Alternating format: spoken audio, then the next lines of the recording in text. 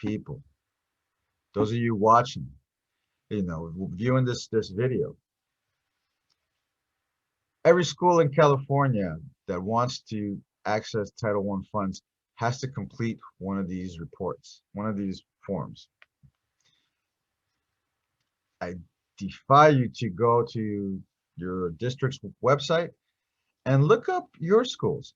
I bet you what they say is not very different from what we're showing you here. It's impossible. Who would self-report themselves? Who would say the things we do in the classroom discourage the kids from aspiring for anything greater? Or, who's going to say, yeah, you know what? I don't care. The students will tell you that, who cares and who doesn't care. And they'll tell you that a lot of people don't care. Some do. But a lot of them will tell you that they don't care. Okay? And it's not that they don't care. It's that their behaviors don't give the students the feeling that their teachers care. And there's an old saying that says, a student doesn't care how much a teacher knows until he knows how much a teacher cares. Okay? And with 12% being chronically absent, and who knows how many being between 10 to 17 days absent, that should be the message right there. We don't need to go any further. The kids are not going to be motivated to attend school when there's nothing that makes them feel good about going there, except maybe seeing their friends. I think I already mentioned this, but I was in the school site council meeting yesterday. I said frustrated. And, there's this concern, this mystery, right?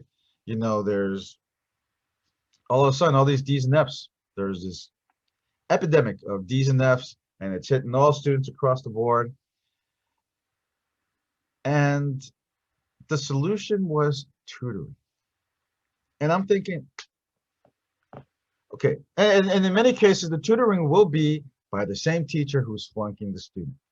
Okay, that's like taking a child who ran away from an abusive home and forcing them to go back to that home. Okay, it might not be that dramatic, but inside of that child, there is I don't know, maniac waiting to burst, right? Because like, don't send me back. That guy, I don't understand him. He doesn't speak right. He doesn't clarify. And now he's going to tutor me so I can go through the same experience again?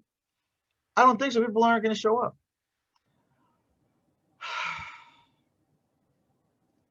But let's keep going. All right, so let's go on to question 3, which asks the school, hey, if you met some of your goals, some of your objectives from last year's plan, or you feel like you're making progress towards that, tell us what it was that you did. I don't know why they asked, tell us what you did. I mean, I suppose if they want the schools to follow some kind of discipline to keep track of what works and what doesn't work, but I'll say no more on that, right? What I will say is, okay, let's talk about what their solution is, or what's the one thing that's been working, right? Bi-weekly tardy and campus sweeps implemented this school year. All right, so they're doing tardy sweeps, ditch sweeps to see who's still hanging around, who's not going to class. And then there's the early academic intervention and continued reinforcement of clear and positive expectations for students with proper attendance, with good attendance. So now we're celebrating attendance. Stop and think about this. We're rewarding attendance.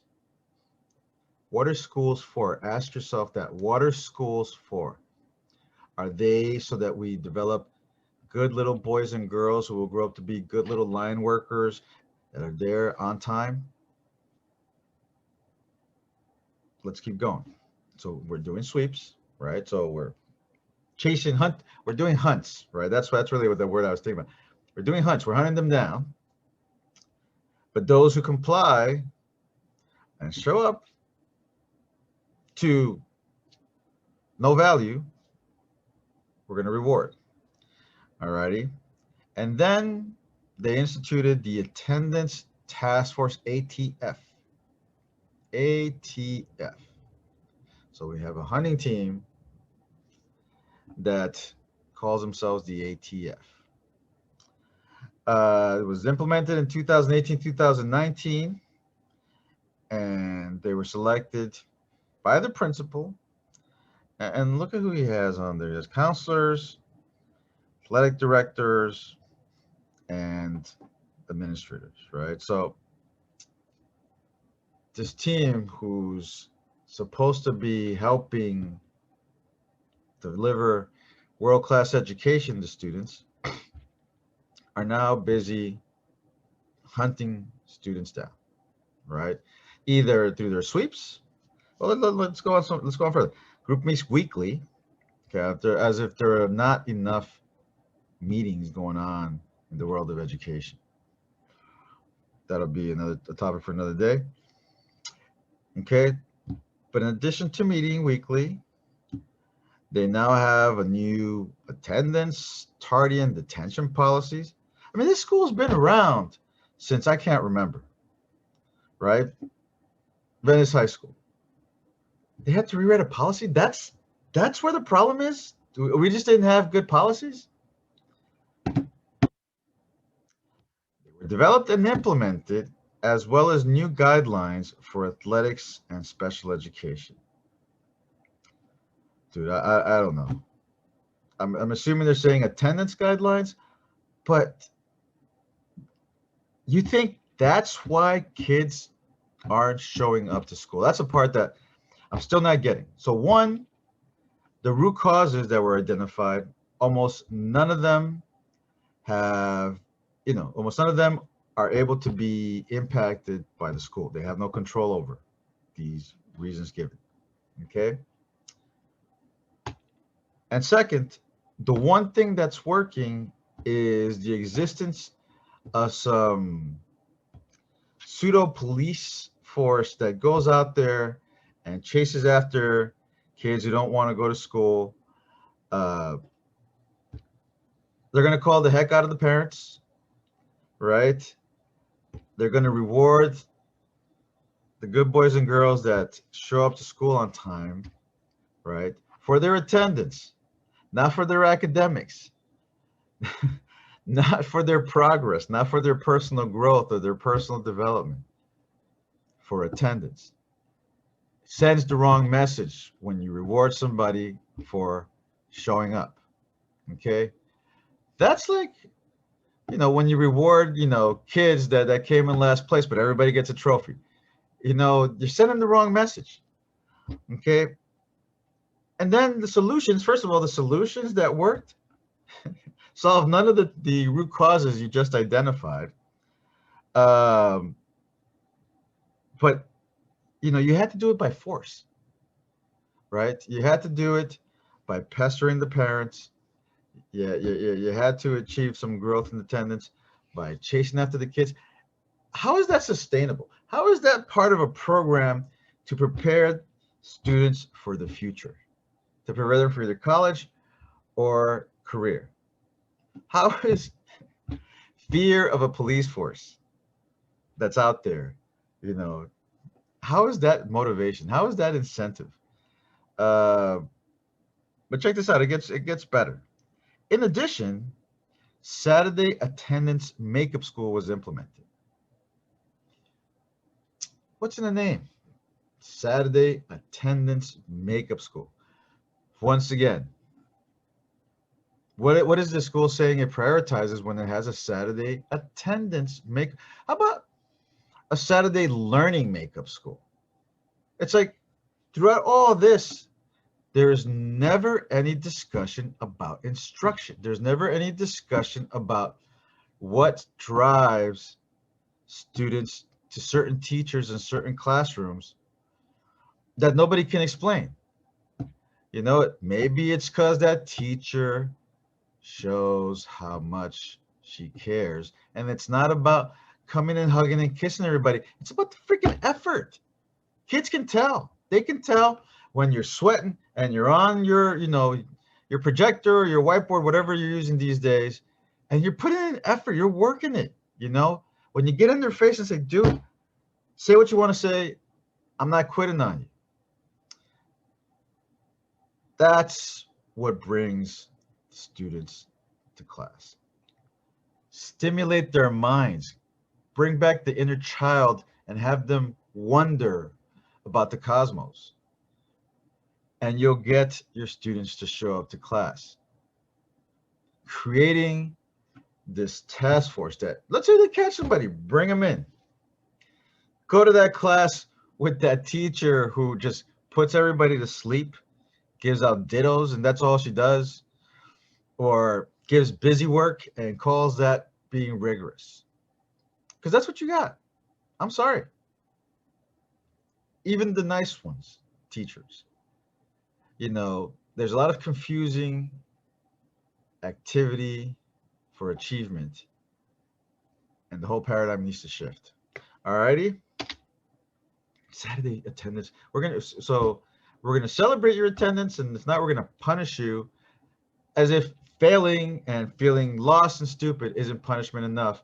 We're gonna punish you and send you to Saturday school instead of being able to go to your league soccer game, because that's the only thing that's got you feeling good about life right now, is the fact that you have your friends and something where you are celebrated for your contributions, not for just showing up, right? And now you're going to punish them on a Saturday. I want to curse right now. Here's the bottom line. A solution that requires a policing team to communicate and enforce policies is no freaking solution. It's not.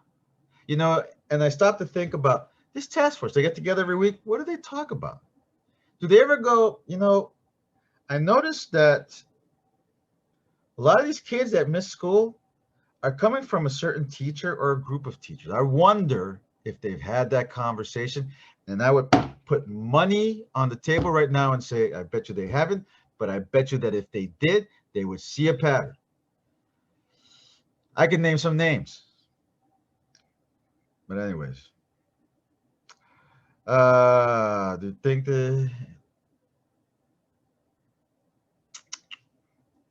we'll leave it at that. I don't think I need to say any more.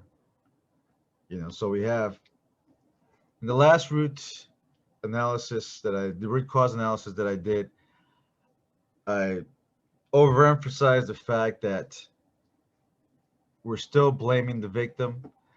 So I changed goals, and we're still blaming the victim. There's nothing here that says anything about the administration's failures, the office staff's failures, the counselor's failures, the teacher's failures. And I repeat, I can name names and I can give you anecdotes out of courtesy. I'm hoping that the work I'm doing internally pays off, but if not, we're going to talk some more. But let's not get there. This is the problem, my peeps. This is the problem. And you got to take some action. This is happening nationwide. I fucking promise you. This is happening nationwide. And you're surprised when our kids go crazy. I'm paying $125 a freaking week for therapy for my kid. God damn it. I just want everybody to remember, as much as I'm coming down on the teachers and the administrator, and I actually like them very much. Good people, just God, they're so stuck in the paradigm. I'm stuck in the paradigm, but we're so stuck in the paradigm. How are we gonna get our kids out of this shit? This is crazy. More people need to get involved. You guys, whoever's watching, you got to start saying something. Contact me. I'll get the data for you, and I'll run it for you, and I'll show you. Gosh, this is the same stuff I used to see on school plans 20 years ago when I was consulting in the schools. It's freaking the lack of willingness to look in the mirror and say, I have something to do with this failure. If we just got people to do that, global warming would be gone in like a week. You know, I'm exaggerating, but like that's how miraculous things would transform. You know, how miraculously things would transform. Uh, but going back to the statement, you know, I just want everybody to remember: a fish stinks from the head down. So whatever absurdities I'm accusing the school site council, the school in general, of being guilty of, somebody signed off on their plan. That's not them. Somebody with a higher authority, someone with a higher pay grade, and this is Venice High School. You would think superintendents, at least associate superintendents, maybe a board member or two would look at these things closely and go, this doesn't look like a plan for a district that has the word equity splattered all over the freaking place. See if I have anything else to say here. Right. And so to solve the problems inside of our schools, we're going to have to address root causes that are outside of the school, that are not the ones that the school has so mistakenly selected. God, that they're so dumb. The root causes, not the people. There's just, what are you gonna do about those things? Well, they live too far. All right, well, let's take this Title I money and let's get them all apartments right in front of Venice High. That'll solve the problem. It's like you can't, you know, busing has been around since I can remember. We're still talking about this. It used to be, you know, busing was a problem because it brought, you know, kids of color into white neighborhoods. Now it's just bringing kids who are afraid of getting jumped in their local neighborhood school, you know, going to a safer school. You know, that's why my kid, you know, she didn't go to Westchester. I said, no way.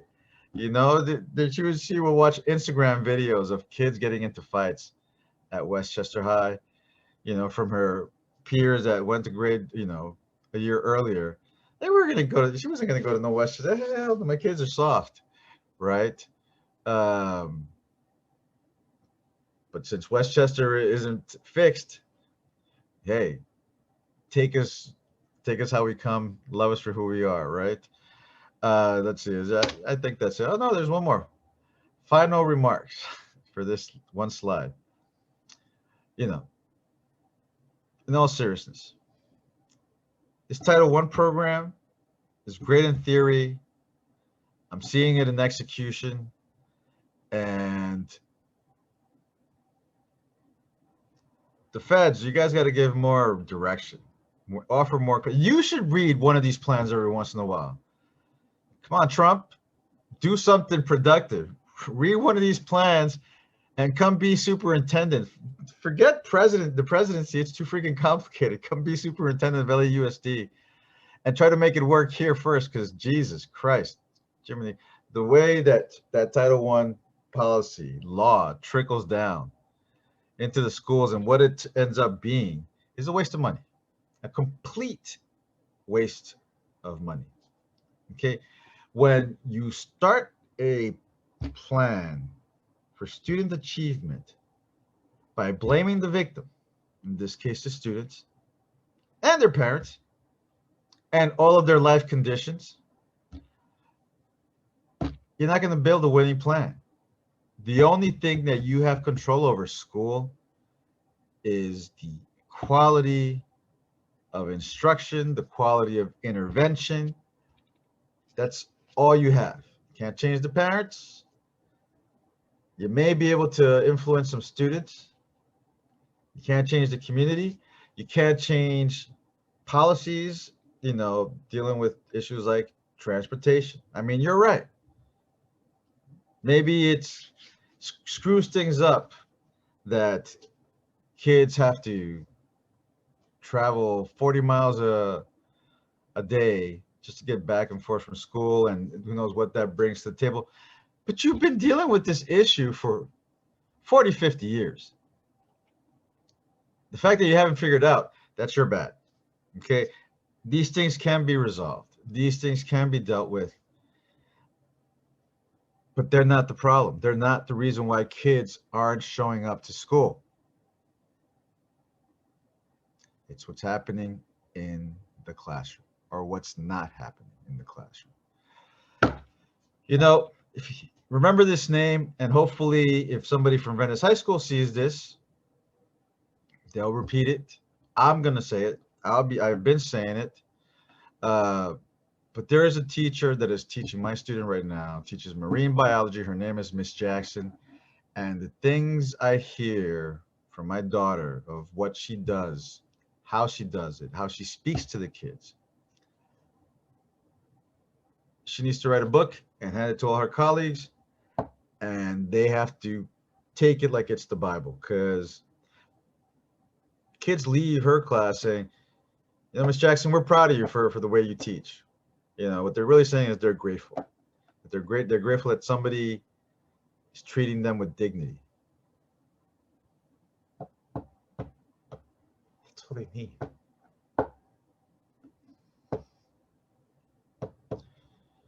And we can't give that to them. Their dignity. To ask them to give you some feedback. I mean, shit, I wonder if anybody even read the feedback from the school experience survey from last year. That should have been enough to make you want to cry.